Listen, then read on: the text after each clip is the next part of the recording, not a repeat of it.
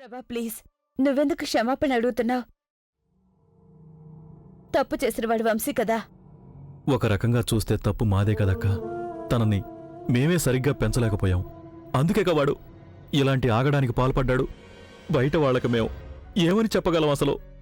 తన తండ్రినే గాయపరిచి వెళ్ళిపోయాడని.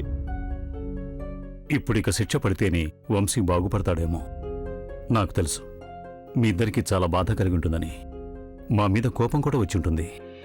కానీ ఒక్కటి ఆలోచించు రత్నం, వంశీకి శిక్ష పడకపోయినట్లయితే అతను ముందు ముందు ఇంతకంటే పెద్ద నేరం చేసే అవకాశం ఉంది. బావుగారు, నేనసలు మిమ్మల్ని క్షమాపణ కోరే యోగ్యత కూడా లేదు నాకు. వంశీ గంగ విషయంలో అంత పని చేసిన తర్వాత స్వీట్స్ అన్నీ వచ్చేసాయి అమ్మగారు, ఇంకా ఏం చేయ.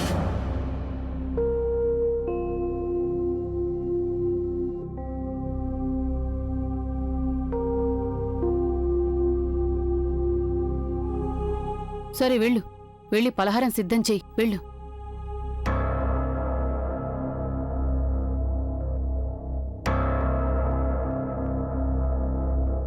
గంగా,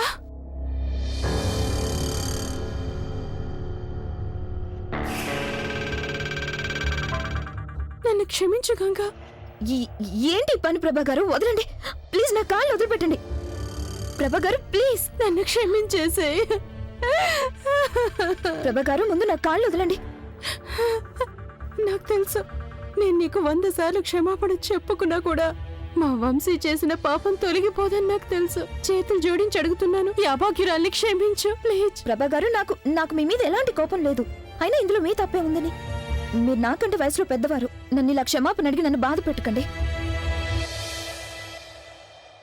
అదే మంచి లక్షణం అంటే. ఎంత మంచి అమ్మాయి విషయంలో మా అబ్బాయి ఇంతటి ఘోరమైన పని చేశాడే.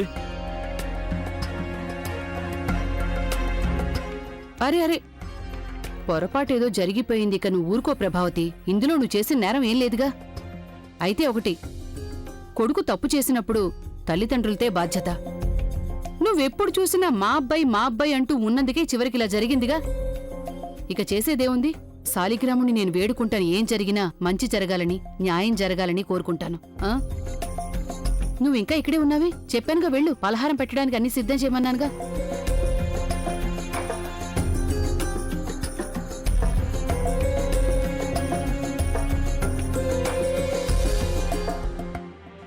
నా బాధంతా ఏంటంటే, నాకున్న ఒకే ఒక తమ్ముడివి.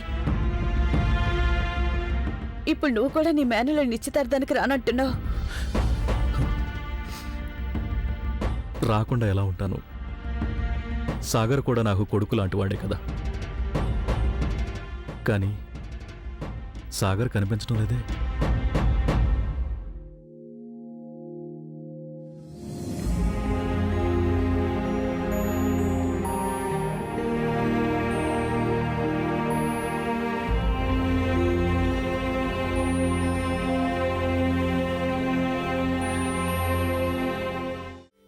జాహ్నవి వెళ్ళిపోతుంది, మీరు కూడా వెళ్ళిపోతున్నారు. మా ఇల్లు కళాకాంతి లేకుండా పోతుంది. నాకు కూడా వెళ్ళాలని లేదు, కానీ తన పెళ్లి జరిగే వరకు, ఆ తర్వాత జాహ్నవి పూర్తిగా మీ ఇంటి కోడలైపోతుంది కదా. తన పెళ్లి జరిగే వరకు కొన్ని రోజులైనా మేము జాహ్నవితో కలిసి గడుపుతాం, అంతేగా? అవునవును, తప్పకుండా ఉండండి. అదే మంచిది. ఇప్పుడెలాగో అన్నీ నిశ్చయం అయిపోయాయి. ఇక పెళ్లికి ముందు నుంచే పెళ్లి ఇక్కడే ఉంటే అదేం బాగుండదు కదా. పెళ్లి జరగకముందే పిల్ల అత్తవారింట్లో ఉంది అంటారేమో. మీరు చాలా చక్కగా చెప్పారమ్మగారు. జాహ్నవి వెళ్ళిపోతేనేగా సాగర్ గంగల ప్రేమ కలాపాలు ఆరంభమయ్యేది. నానా సాగర్, చూడన్నా, జాహ్నవి వాళ్ళమ్మ వాళ్ళు బయలుదేరుతున్నారు. మనం కూడా ఎయిర్పోర్ట్ దాకా వెళ్దాం. నేను మాధవి వెళ్తున్నాం. అవును, అత్తయ్య గారు కూడా మాతో వస్తున్నారు. తిరిగి వచ్చేటప్పుడు ఆవిడ డాక్టర్ దగ్గరికి వెళ్ళాలట. పద.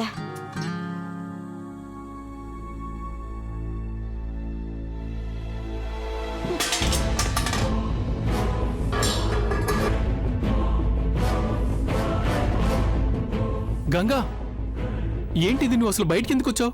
డాక్టర్ గారు విశ్రాంతి తీసుకోమని చెప్పారు కదా.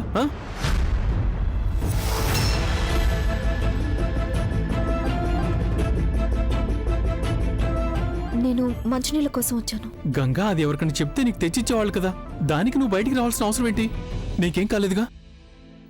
సరే గాని మీరు పని చేయండి, మీరు ఎయిర్పోర్ట్కి వెళ్ళిపోండి. నేను ఇక్కడే గంగ దగ్గర ఉంటాను.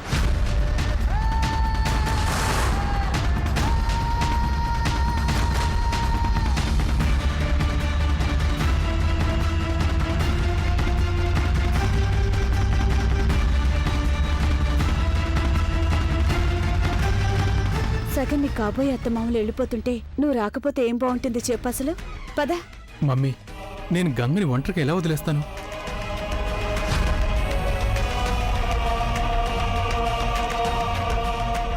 నేను ఒంటరిగా ఇక్కడున్నాను సాగర్. గోవిందయ్య గారు ఉన్నారుగా ఇంట్లోనే. అయినా నాకు ఇప్పుడు బానే ఉంది, టెన్షన్ పడాల్సిన పని లేదు. ఆ మందు వేసుకున్నాక కాస్త కళ్ళు తిరిగినట్టు. గంగా, నువ్వు మాట్లాడుకో. నేను నిన్ను అడిగానా ఏం చేయాలో ఏం చేయకూడదు? నువ్వు ఇంకేం మాట్లాడుకో.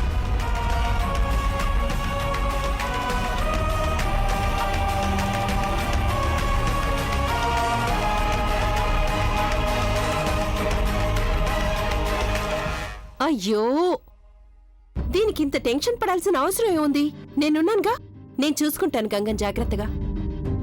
తనని చాలా చక్కగా చూసుకుంటాను. నువ్వు వెళ్ళు, ఎయిర్పోర్ట్కి వెళ్ళు. నువ్వు బెంగ పడాల్సిన అవసరం ఏం లేదు. ఓకే? పద నాన్న, పద. నువ్వు కూడా అక్కడ ఉండటం అవసరం. పద. వెళ్ళు. సాగర్ పద. పదండి.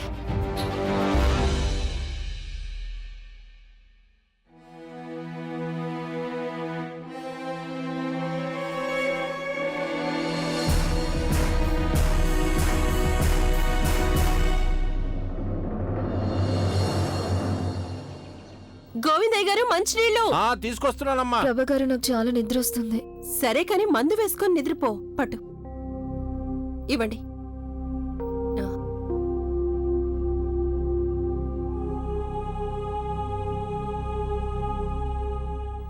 గోవిందయ్య గారు, మీరు వెళ్ళండి. నేను తనని చూసుకుంటాను. అలాగే. పడుకో, హాయిగా పడుకో, ప్రశాంతంగా పడుకో.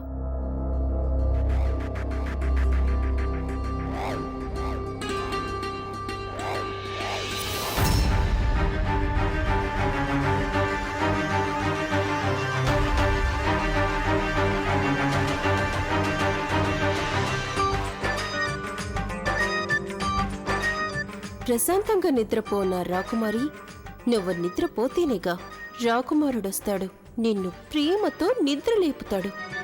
తెలిసిందా? నిద్రపో.